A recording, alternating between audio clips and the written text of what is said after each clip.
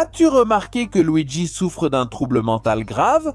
Connais-tu la triste vérité sur Donkey Kong? Et sais-tu pourquoi Peach est vraiment tombée amoureuse de Mario? Eh bien, mes amis, ce sont des choses que seuls les adultes ont remarquées dans le film Super Mario. Luigi souffre d'anxiété. Tout au long du film, Luigi est assez peureux et on pourrait même dire lâche. Pour les petits, c'est tout simplement drôle. Mais si tu analyses attentivement les attitudes de Luigi, tu te rendras compte qu'en réalité, il souffre d'anxiété. Il a toujours l'air nerveux et il est rarement sûr de lui. On dirait que la seule chose à laquelle il pense, c'est au pire. Et si on relie cela à ce qu'on a vu dans la scène familiale, ça aurait beaucoup de sens. La famille toxique de Mario n'a pas seulement rendu Mario peu sûr de lui, mais elle a aussi pu affecter Luigi à un tel point. Il n'est pas surprenant que son esprit ne voit que le pire du monde. Et laissez-moi vous dire que Luigi est une représentation claire de l'anxiété.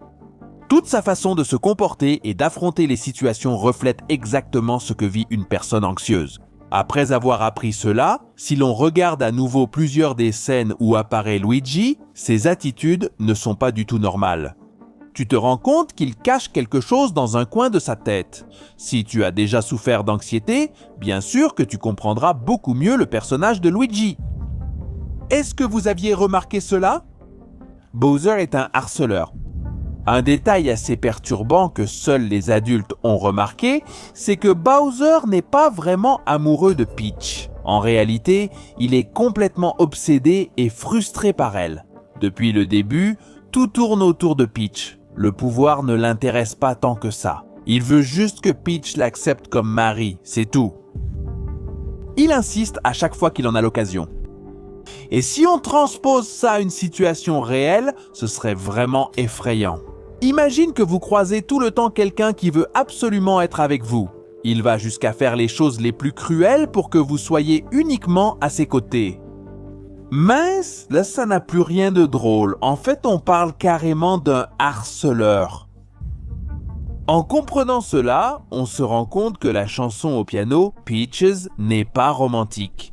C'est essentiellement la chanson d'un psychopathe obsessionnel prêt à tout pour être avec cette personne.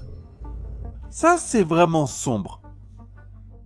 Pour certains, le comportement de Bowser est tout simplement ridicule. Mais dans la vie réelle, des choses comme ce que fait Bowser avec Peach pourraient très mal finir.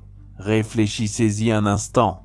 On pourrait comparer les attitudes de Bowser à la chanson Every Breath You Take de Police. Pour beaucoup, les paroles de cette chanson sont très troublantes. C'est comme si elle avait été écrite par un harceleur. Et ça, c'est vraiment effrayant. Bref, c'est un détail que seul un adulte pouvait remarquer. Peach est tombée amoureuse de Mario parce qu'elle n'avait pas d'autres options. Dans les jeux vidéo, on ne nous avait jamais expliqué comment fonctionnaient les mondes dans Mario. On apparaissait simplement pour collecter des étoiles, vaincre Bowser et sauver la princesse. Bien sûr, à la fin, Mario était récompensé par un baiser sur le nez de la part de Peach. Mais avec le film, tout cela change. On nous fait comprendre que, depuis qu'elle était petite, Peach n'avait jamais interagi avec un autre humain. Surtout avec un homme. Quand tu es adulte, tu comprends cela bien plus que lorsque tu es enfant. Et si tu y réfléchis, Peach est une femme importante et de grande valeur. Alors, pour qu'elle tombe simplement amoureuse d'un petit plombier, cela pourrait sembler n'être qu'un fantasme. Donc, avec ce que nous avons vu dans le film, on se rend compte que Peach est tombée amoureuse de Mario simplement parce qu'il était sa seule option. Pas parce qu'elle était vraiment attirée par lui. Maintenant, certains se demanderont alors pourquoi elle n'est pas tombée amoureuse de Luigi, si on compare Mario à Luigi. Mario est beaucoup plus courageux, plus mature, mais surtout c'est avec lui qu'elle a passé le plus de temps. Et ce pourrait être pareil pour Luigi avec la princesse Daisy. Ce qui, vraiment, peut sembler très triste, mais c'est une réalité que seuls les adultes peuvent comprendre. Cranky Kong est-il un mauvais père? Dès la première apparition de Cranky, son attitude envers son fils Donkey Kong est froide et très distante. Il ne semble pas être un père fier de son fils, même lorsque Donkey Kong fait quelque chose de surprenant. Il le regarde simplement comme si c'était n'importe qui. Et alors, vous vous demanderez, est-ce que cela fait de lui un mauvais père ? Eh bien, les amis, la vérité, c'est que ses actions ont causé un traumatisme profond à Donkey Kong. Comme son père ne se montrait pas impressionné et ne félicitait pas Donkey Kong pour ses réussites, Donkey Kong a commencé à en faire trop pour attirer son attention. Son père est tellement exigeant et strict qu'il est en train de détruire Donkey Kong de l'intérieur. Cela explique pourquoi Donkey Kong est si exagéré et prétentieux lorsqu'on le voit pour la première fois lors du combat contre Mario. Il ne le fait pas parce qu'il veut impressionner tout le monde, il le fait parce qu'il veut l'approbation de son père. C'est pour cela qu'après avoir été vaincu par Mario, Donkey Kong le déteste d'une manière qui n'a pas beaucoup de sens pour beaucoup d'entre nous, parce que maintenant, c'est Mario et Peach qui ont toute l'attention. C'était tellement subtil dans le film que beaucoup ne l'ont même pas remarqué. Seuls les adultes qui ont vécu quelque chose de similaire. La scène familiale. À première vue, la scène du dîner avec Mario semble être quelque chose de normal, elle est même amusante pour les enfants. Mais ce que seuls les adultes ont remarqué, c'est qu'il ne s'agit pas simplement d'une réunion de famille, mais plutôt d'un jugement assez cruel envers Mario. Si vous écoutez bien, tout ce qu'on lui dit, ce ne sont que des moqueries et des critiques qui ne sont en rien bonnes ou positives pour aider Mario. On dirait qu'ils veulent seulement l'humilier. Même son propre père ne croit pas que Mario va réussir quelque chose dans sa vie. Le plus cruel, c'est que Mario supporte tout ça comme s'il était déjà habitué à ce qu'on se moque de lui tous les jours.